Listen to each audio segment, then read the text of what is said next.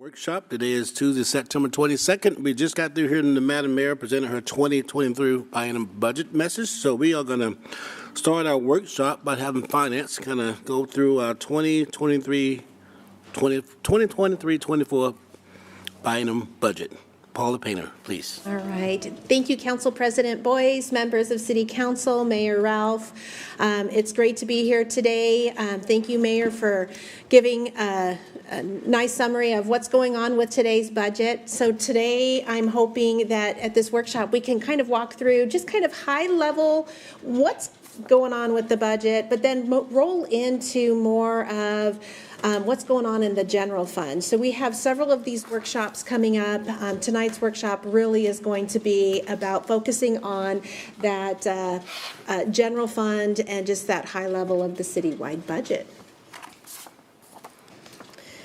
So this year's budget, if we start looking at all of the various fund types, we have a budget of $813.5 million. That is a huge number.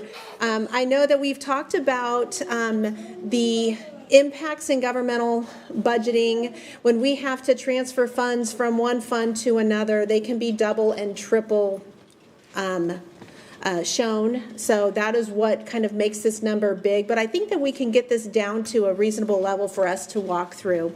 Overall, just looking at our revenues, we're seeing the general fund with the budget of revenues of $231.6 million.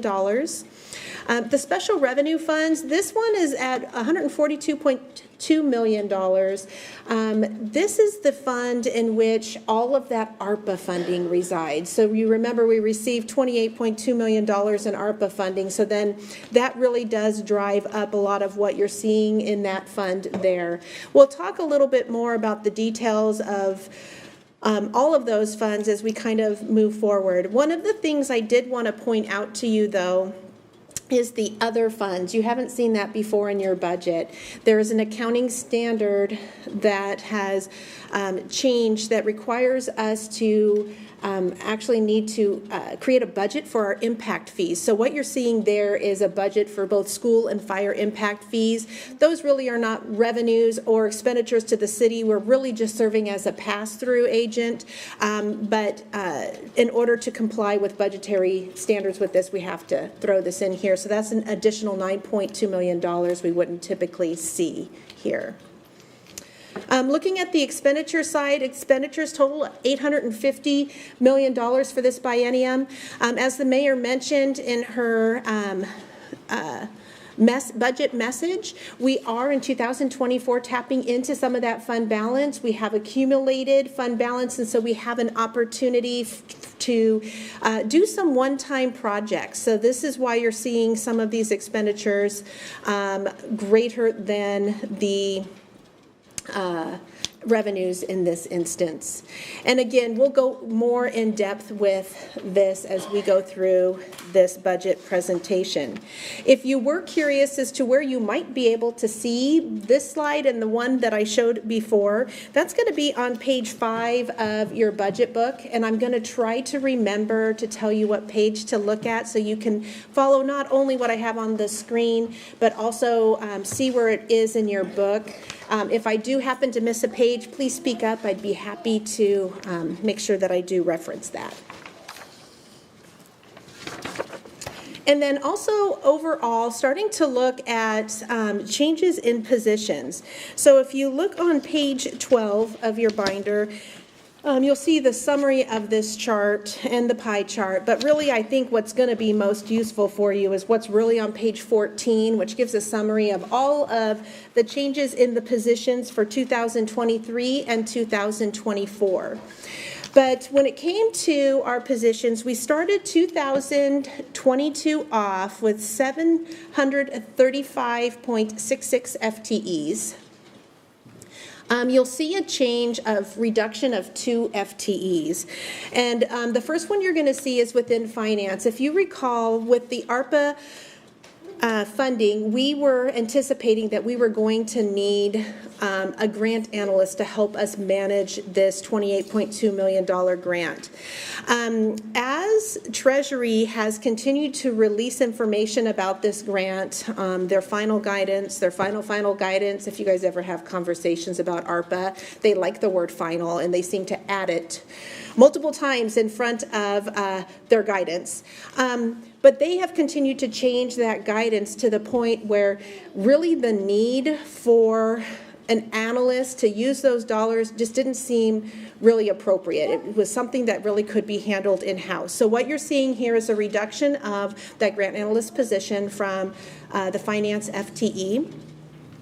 In addition, you're going to see in 2022 that IT did cut a senior systems analyst position. I say cut, but that's really not a good term. They were actually transitioning a TLT to make it more permanent. And so therefore, you do see a reduction, and then we'll kind of talk in just a moment about the 3 adds. But this was more about making a TLT more of a permanent position. So when we start then looking at we'll go a little bit deeper into positions, I think, a little bit further in here, and if not, we'll come right back around. So let's go ahead and continue on here. And looking at the FTEs per thousand, back in 2010, we had 5.7 FTEs per every 1,000 population. You'll see in 2018-19, I am on page 10. In 2018 and 19, you're going to see that there were, both of those years had a little bit of an increase that were going on there, and that had to do with the number of limited term positions that were added, some related to the Sound Transit project, to other technology projects that were going on. And so you did see that little bit of a bump, and then all of a sudden 2020 hit and COVID gave us all a new reality, and you'll see that those FTEs have dropped back down. Currently, the FTEs per 1,000 population is at 5.3. All right, so page 22, this is going to give you a summary of the general fund revenue. But before I really go into this, I think I'm going to skip around a little bit and actually take you to, before we talk about this one, we're going to go forward to this page here. And what this is going to do is talk about some of our shift in our revenues related to tax revenue in the general fund. Earlier this year, I want to say in the spring, we had a conversation about the idea of shifting our reliance on property tax to support our ongoing operations to moving that towards our capital program, something that we have more control over. We know that our expenditures are going to continue to grow at a far faster rate than the 1% that's been limited with our property tax, 1% plus new construction. So what we start looking at is, why I'm coming here first, is I really want to talk about, well, what's changing overall with all of our sales, all of our tax revenues, and then we'll talk about that split and what it's going to look like here in the budget. So with the property tax, with 1% plus new construction, we are going to be increasing the overall property tax collections by about $540,000. This $540,000 also is truing up our budget. What we were finding is our budget number was a little lagging behind, so we are bringing that a little bit more in alignment to what it should be. In 2023, or in 2024, again, you'll see that 1% plus estimated new construction that will increase property tax by $392,000. We've talked a little bit about this, but sales tax has continued to come in strong. I know that we started really seeing some pretty significant growth in our sales tax numbers. We were afraid to believe it was reality because we weren't sure what was going to happen once the infusion of revenue that was coming into our economy stopped. But the reality is we're finding that this revenue does continue to come in strong, and I think it's time that we start looking at modifying that budget number to get a little closer in alignment. I still want to be cautious with how much we increase that sales tax number to ensure that we're not being overly optimistic. I mean, we know we still have nearly $28 million in stimulus money left to spend, so we do know it's going to be good, but what happens when some of that money does leave the economy? So we are looking at increasing sales tax by almost $3.3 million in 2023. Back in February when we had our council retreat, this was not even on my radar of things that we could consider. I consider this a great thing because we've continued to see it come in strong and have always been very pleasantly pleased with those numbers. Looking at 2024, we did then bump up a modest increase in sales tax revenue. Our utility tax is also coming in well. And in fact, we do know that some of our utility taxes are tied to, obviously, some of our revenues that we receive here at the city, both water, sewer, drainage, garbage, telephone, etc. Going into 2023, we do have some of our utility revenues that are tied to CPI, and CPI is at 9.5%. So you're seeing some baseline adjustments to our utility taxes here at $1.4 million. And then in addition, you'll see some B&O tax adjustments. B&O tax, we're really not needing to adjust that much, just a slight modest increase. And then we have some other baseline adjustments related to tax. These ones are obviously going down for 2023 and back up in 24, just slightly. So when you start looking at this, and this is what's happening with our tax revenue, what I'd like to do is take us back over here. So when we start looking at the general fund and say, hey, what's going on with our property tax? Well, we know our property tax is going up. We know all of our taxes here are going up in 2023. We're expecting more than we expected to receive as part of the 22 budget. But when we begin shifting the revenues, now the look of our general fund is going to change. Instead of having over $32 million in property tax, we're going to be seeing $15.7 million in property tax in our general fund, and then the remainder of that will then go to our capital resources fund. And you'll see the increase in both the sales tax, utility tax, and B&O tax, that you were seeing before on the other screen. And you're seeing great increases in this because the sales tax and utility tax were receipted in the capital resources fund and now will be receipted in the general fund.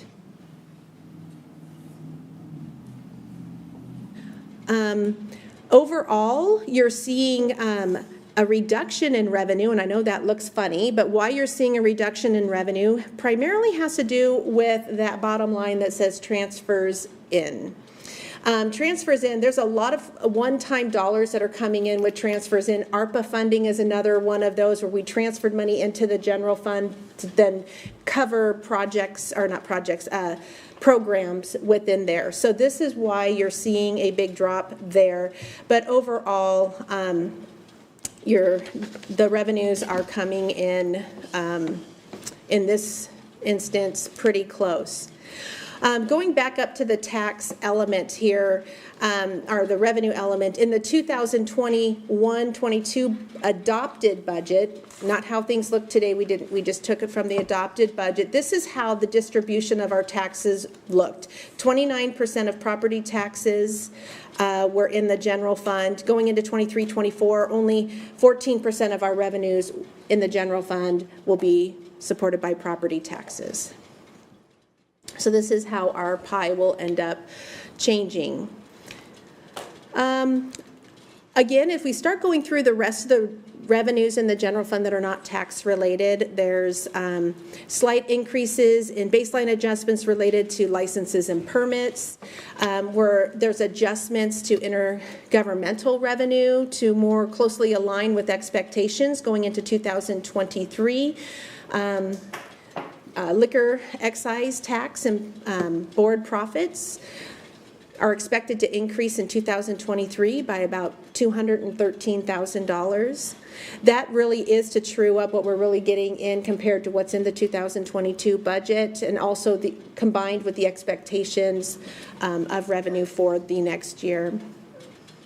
We are seeing some adjustments in the budget related to charges for services, for franchise fees. This is, again, getting that in alignment to what we're really receiving in.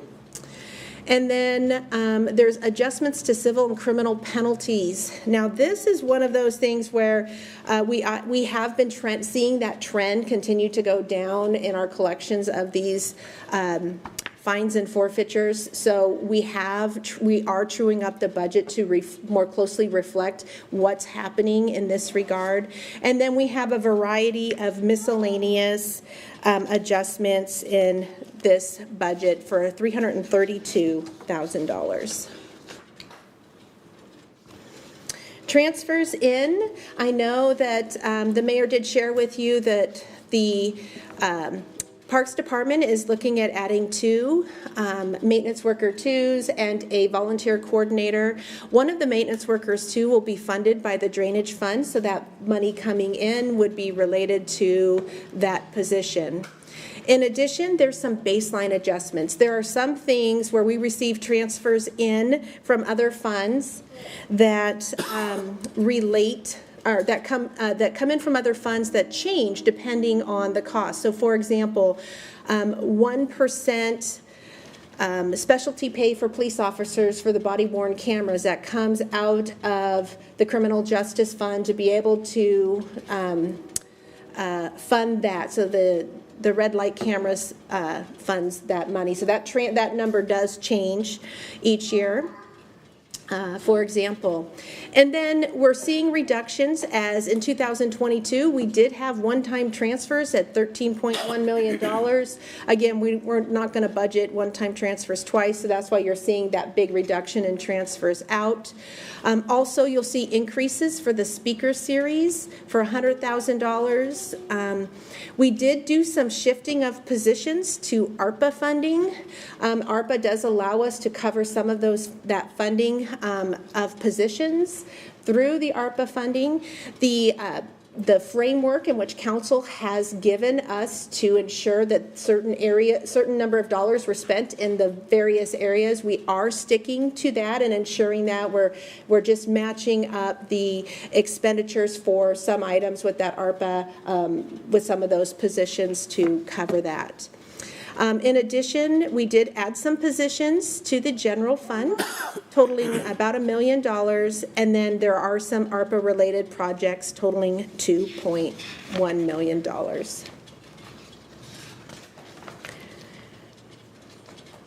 All right. So that's kind of the revenue side of the house. Those were all found on pages 22, 23, well, 22, 25. For both all of those, and then also, yes, 23. And then on page 29, we're going to start talking about the expenditure side of the house. So when we put together the budget, there are some baseline assumptions that have to be made. When we start looking at adjustments to salaries and benefits, we have to look at the various union contracts and how that might relate to this budget. Currently, the AFSCME and Teamsters contracts are under negotiations, so the only rates that we have are really what is included in their current contract, which for the AFSCME, it is capped at 4%, and for the Teamsters, they are capped at 3.5%. So our budget does include salary increases for AFSCME, Teamsters, non-reps according to the schedule there.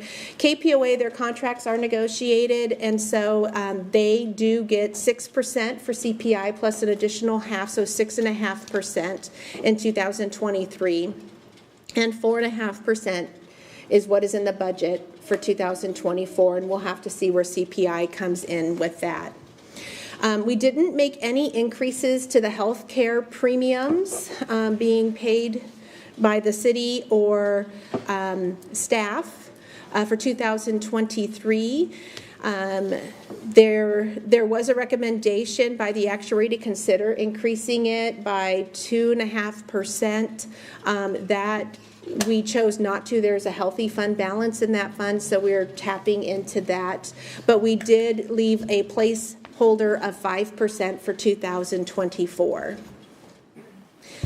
We do have our retirement for PERS and left 2. The city side for PERS is at 10.39% and left 2 is at 5.3%. Overall, as an organization, we have a practice of increasing the expenditure side for supplies and services by 2% each year. We did that again this year, recognizing, though, that inflation is at 9.5%. This is something that we'll continue to monitor and have to revisit if we need to revisit this for specific programs, if this is actually needed. But for now, we're going to keep with our custom of that 2% increase. Some of our services, when you do look at some of these line items, you'll see that, well, this did go up more than 2%. Well, there are some contractual agreements that we do enter into that do require us to pay more than whatever that flat 2% is, and we do have to budget that in order to cover the costs of those contracts. I think we've talked a lot about our insurance funds over the last couple of years and how hard that they have been hit and what their impact has been having on our budget. This year is no different. We do anticipate, as we finalize this year, coming back to you and saying, hey, we need to shore these up a little bit more before we get into this 2023-24 budget. We are looking at increases on our insurance allocations. So these are the allocations that are charged out to all the various funds, the various departments.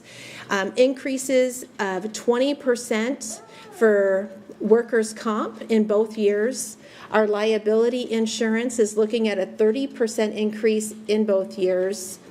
And then property tax is looking at a 20% increase the first year and a 10% increase the second year. These still continue to be areas that are really impacting not just the city, but just industry-wide. This has been a big impact for a lot of organizations. Looking at the general fund, and this did not turn out very pretty, so I don't know what happened with this one. So if you want to turn to page 27 in your book, you'll be able to see this a little bit better, be able to read this just a little bit better. The first graphic is what you see up here on the screen, kind of. You don't have all the columns, but you do have the 2022 adjusted budget, the proposed 23 budget, and the 2024 budget. So when you start looking at these numbers, they may look a little goofy because you'd be saying, as a council member, hey, I think it's great that we were able to save money, but what did we do to be able to save $16,250? So what these are, when you start seeing decreases in budget like that, what you're really starting to see are how the cost allocations are impacting certain divisions, because cost allocations are based on use. So in this instance, compared to 2022, the multimedia cost allocation went down for our city council. And so that's what you're seeing there for that reduction is the amount that was spent. So when multimedia, they have tickets, they track all of their work, and then it's retroactively based on, like, for example, in 2022, it was based on 2019 allocations of what happened in 2019. So we do true these up 2 years at a 2 years lag, and that is what you're seeing there. The again, the same thing is happening with the administration. However, if you do recall, we have a central cost allocation. This is where budgeting gets complicated. So we have a central cost allocation, and the central cost allocation looks at administration, finance, law, and HR, and it allocates out to other departments, to other funds, I should say, what it is that they spent to be able to support those departments.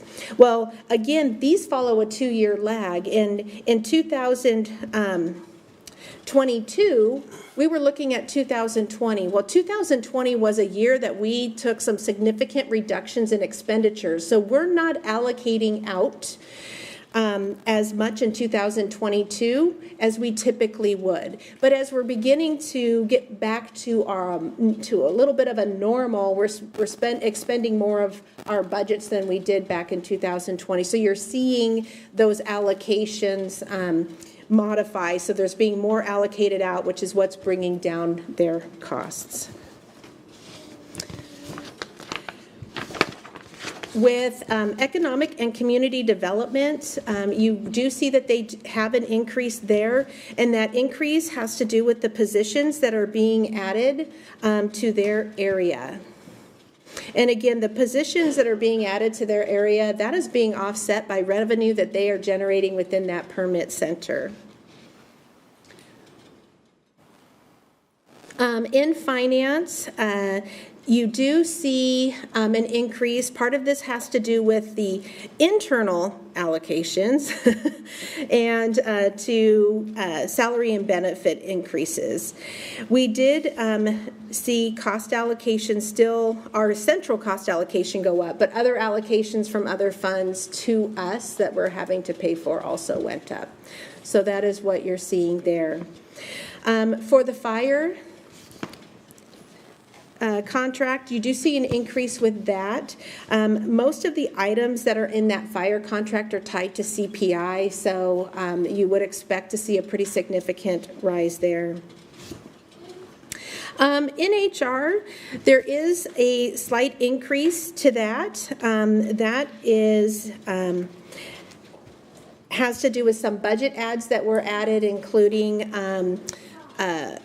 Workday support services and training dollars, and then it's offset by that cost allocation as well. Our law department, it also did go down, and again, that has to do with that central cost allocation. The municipal court, there was an increase.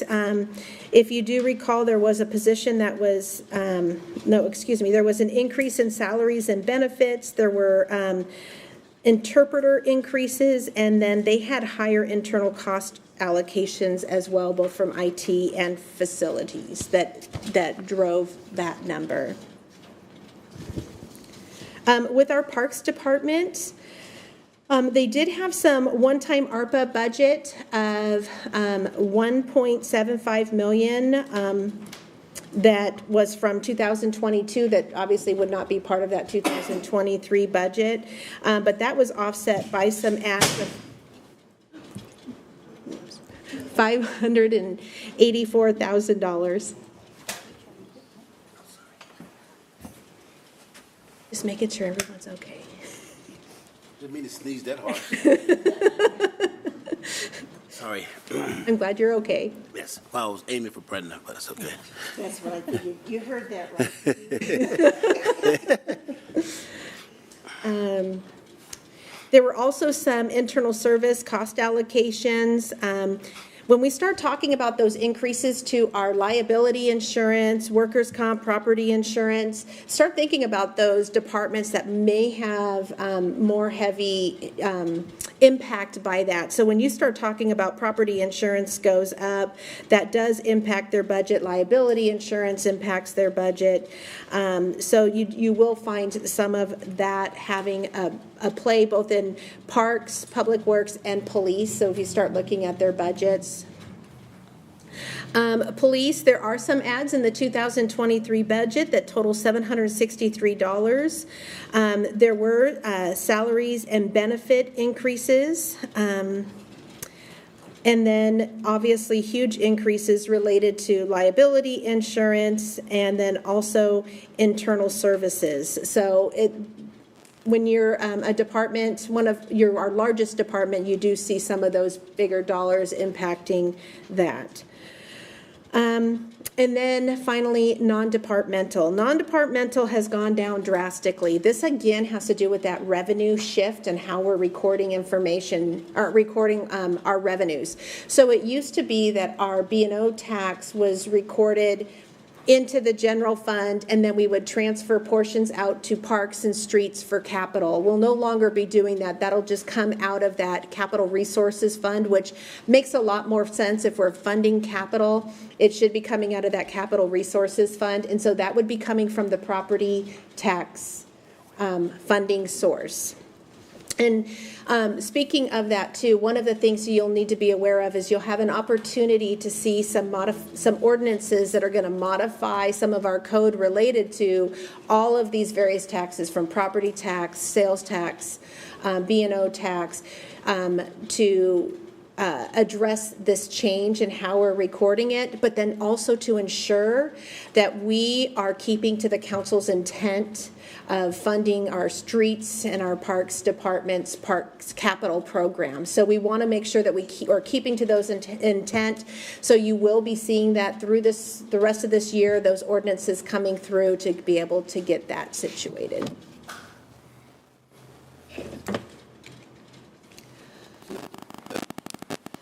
Oh, and look at this. So when we start talking about some of the major changes that were done, this is going to be found on page 33 in your book.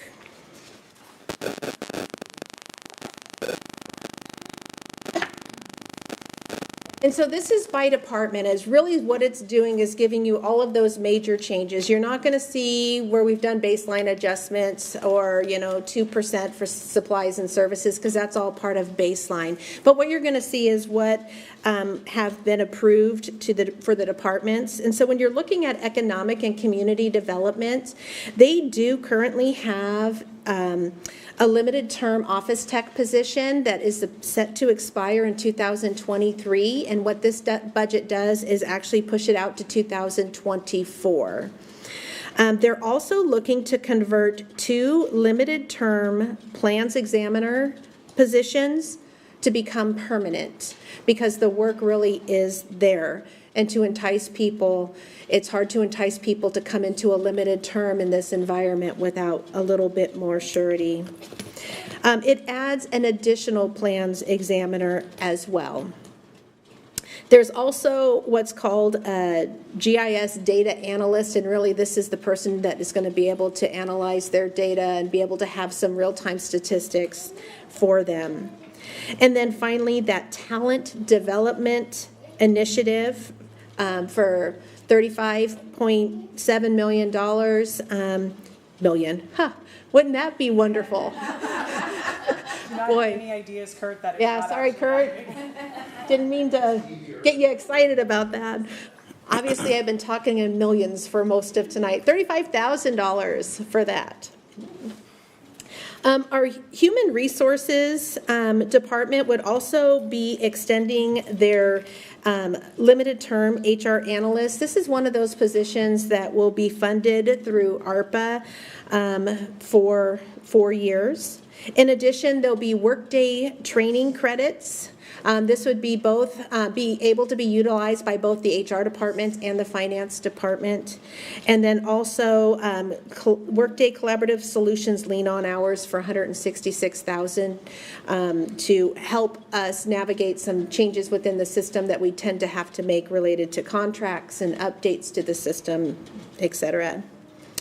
The Parks, Rec, and Community Services departments will be adding the 2 maintenance worker 2s and that volunteer coordinator. Those would be funded by ARPA funding. And there will be some recurring costs associated with those, so that has also been incorporated.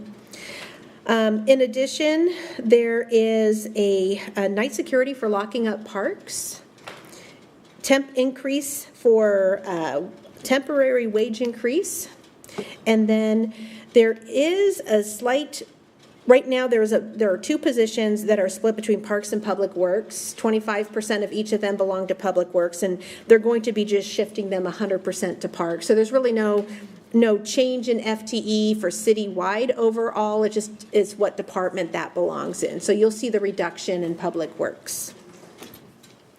This position does unfreeze correction officer positions. That the correction officer position and the record specialist position, those will be funded with the ARPA funding. Those were ones that were froze during the 2020 COVID reductions. And then we would also be adding the evidence supervisor tech position that was cut during the ARPA reduction. And then one of the items they're looking to do as well is to convert a TLT, Office Tech 3, to a permanent administrative assistant 2 position. And in doing so, that would result in an addition of a quarter-time FTE. And they will also be converting a part-time court security to a full-time court security. And then the corrections commander, you did hear that they're requesting a limited term corrections commander just to be able to bridge this gap between an outgoing commander and getting somebody set up for success. That position would be going away in 2024. And then the other adjustments, again, it's that shift to B&O transfers to the Capital Resources Fund and transfers to other ARPA transfers that are going to other funds. So in the end, you're looking at a change in FTEs of 8.22 and a reduction of expenditure because of the transfers out that would not be recognized. And that's for 2023. All right. So now if we want to turn to page 64 and 65. 64 and 65 is really going to be that big budget calendar. So we have a lot of opportunity to spend some time together. Today's just the very start and really just gave you a flavor of what's to come related to the budget. Next week on Tuesday, October 4th, we'll have another budget workshop. During that budget workshop, we're going to talk about all the other funds that we didn't talk about, where changes may have occurred. And then on October 5th, we will be having a special meeting on the budget. It's going to be an all-day event. This will be an opportunity for departments to be able to provide you with some information about their budget and any changes to that. And also an opportunity to ask questions. So as we start, I will say that our goal is to get this approved before all the holidays start, or at least the Thanksgiving holiday, because then we start really being into that holiday season. So we're hoping to get this budget through to you to be able to answer all of your questions and get you to a good place by the time November 1st rolls around, because we would like to bring that budget to that meeting so that we can come back on November 15th to see about getting that approved through council. That is really our ultimate goal, so that everyone can enjoy the last part of the year. So what's next? We really want to hear from you, and I know we just gave you this information, so it might take you a little bit of time to get through. There's a lot of information here, but if you have questions, we do want to hear from you. Please send your questions to me and Pat, and if you would add Michelle, that's always helpful too. We would love to be able to start documenting them. We're going to run that document log like we do every year with all of the questions that you have related to the budget, so that we can try to efficiently get those addressed. I will say that on October 5th, when we have that all-day retreat, and departments do have an opportunity to come up here and share, if we have questions soon enough, they may actually be able to get some of those addressed during those presentations. So I do encourage, if you have them, to send them earlier than later, but I'll take them anytime, really. So, but that's what I have. So for those of you here, I know the council members, mayor, you all have your working copy of the mayor's proposed budget.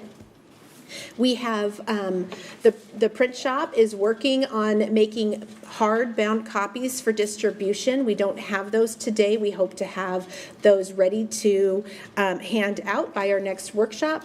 However, that being said, we did hand out to everyone that was here the overview of the budget, which is really a good starting point, but it will be on the city's website, kentwa.gov. Go out there, check it out. After this meeting, we'll have it posted, so you can go out there tonight and be able to check out that budget book. Do you guys have any questions of me? Yeah, I do, and very good job. You lost me in the beginning, and I want to kind of back up just a little bit. I didn't quite understand the shifting of the revenue within the property tax. Can you explain it to me again? We went from 30% to, in 2023, you shifted over to 14%. I missed that part. I didn't get it. Not Please. a problem. So currently we receive over $32 million in property tax. And property tax is limited to the 1% plus new construction. And that tends to come in maybe at 2%. But it certainly is not keeping up with the rate in which our expenditures are going up. So what we're looking to do is move about 50% of that revenue out of the general fund and put it in the capital resources fund. And then the sales tax and the utility tax that are being received in the capital resources fund, all of it, which is 20% of the sales tax that we currently collect and a portion of utility, that will all go into the general fund. So we're kind of shifting. So general fund will have revenues such as sales tax, B&O tax, utility taxes, which tend to more closely align with what's going on in the economy. So we would expect it to at least be closer to following what's going on with inflation. And property tax, which has limited growth, would then be used to fund our capital projects. Okay. So it's really just moving them into separate buckets. The important piece of this conversation is ensuring that we keep with the council's intent with how B&O was originally set up, and make sure that we're still writing our within our code to have the streets program and the parks program, capital program supported. Okay, makes sense. Thank you so much. You're Appreciate that. Councilman McCoy, you have a question? Thank you, Council President. Thank you, Mayor Ralph, and thank you, Paula, for this presentation. It's a kind of a positive budget, so I'm very excited to review it. Just initially, Council President Boyce already asked one of the questions, but the other one is how did we get community's feedback on this? I know we talked about that there was a collaboration between city council and community. So what was the process of getting community feedback in this budget, just out of curiosity? I can jump in there. So it's through all of our planning processes, the work that Yuri has done with the Cultural Communities Board and the outreach there on what priorities for the city should be. It's the planning processes that Parks has gone through, what community wants to see, what is important to them. It's the Transportation Master Plan, all involves community input in what sort of programs. In economic and community development, it's folks that are seeking permits, what their priorities are as far as timeline, that kind of thing. Thank you. And we're looking at, in 2024, going through our reserves. So I think we might have to start looking at some other revenue resources, possibly next year or the following year. Might have those conversations as well, but I really appreciate this budget. So thank you for all the work you have done on this. On the reserve front, that's part of that structural imbalance, and we've all seen the graph where things cross like we don't want them to cross in outlying years, and I'm sure that'll be part of what is presented at what point do we anticipate. So I can tell you that gratefully right now our reserves are significantly higher than that bottom target. I don't know that any of us want us to be at that bottom target, but that's part of why we had the ability to use some of that to balance 2024, but definitely conversation in outlying years as to what we do to make sure that we're stabilizing. Absolutely. And also why we're not adding any ongoing expenses. It's most everything in here is one-time expenses, because we know that the more of those things that we add that are ongoing, the faster we end up being in that position. So. Yep. Any other question? Hey, once again, hey, thanks, Paula. Thanks to the finance team. Excellent job. And Madam Mayor, I think you pretty stuck to what the council asked you for, is keeping it flatline. So I think the budget is pretty much flatline, and maybe one or two positions, but look like they're paying for themselves. So, as usual, we'll start our conversation on Tuesday, then do a deep dive on Wednesday, and it's look less complicated than previous. So, shouldn't take too much to get through this year. So, great job, finance team. We appreciate everything you guys do. So, do we have any question, guys? Are we good here? Okay, I think that's it. So we'll see you on Tuesday. We'll adjourn.